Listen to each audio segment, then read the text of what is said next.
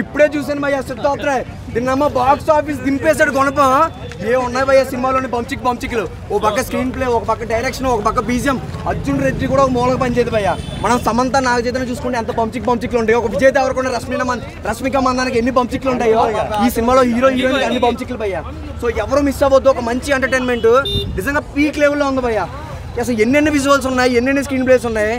మా సింగిల్స్కి ఎన్ని కష్టాలు అంటే ఈ సినిమా చూసిన తర్వాత ఆకలేస్తుందని ఒక బిర్యానీ షాప్కి వెళ్ళి బిర్యానీ ఆర్డర్ చేస్తే అది మన దగ్గరికి వచ్చి లోపే ఇంకోటి కొనుక్కుంటాడు భయ్య.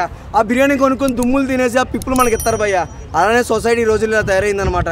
ఒక అమ్మాయిని మనం చూడగానే నచ్చింది కదా అని దగ్గరికి వెళ్ళి లోపే ఇంకోటి ఖర్చు వేసుకుని వెళ్ళిపోయి మొత్తం వాడేసి మనకు వదిలేస్తారు భయ్య. ఏదో ఓడిపోయిన అదిరిపోయిన టంకాయలాగా సిచ్యువేషన్ ఈ రోజులు ఇలా ఉంది, ఇలా డిమాండ్ చేశారు. సో సినిమా ఒక మంచి స్క్రీన్ ప్లే ఉంది, ఒక మంచి బీజిఎం ఉంది, అందరికీ నచ్చి ఒక మంచి ఎంటర్టైన్మెంట్.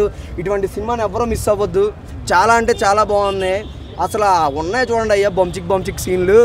అసలు హీరోగాడు 40 మందిని 40 రకాలుగా భయ్యా నచ్చిన యాంగిల్స్లో ఏయో చేస్తాడు. ఆ యాంగిల్స్ నేను చెప్తే బాగోదు, ఒక్కొక్క యాంగిల్ ఉంటూ ఉంటుంది. ఆ ఐన్స్టీన్ కూడా తెలియని యాంగిల్స్ అంట.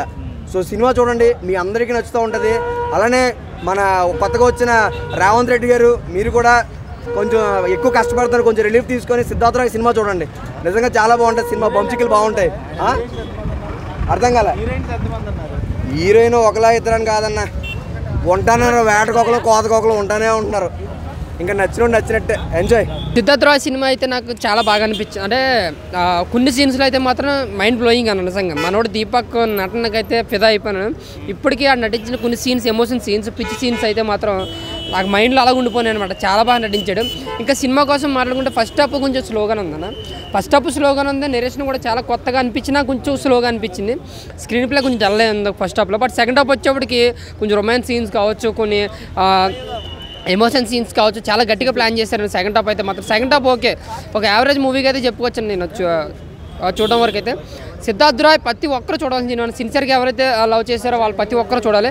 సర్జా రాయ్ అనుకుంటా రియల్ లైఫ్ అతని పేరు.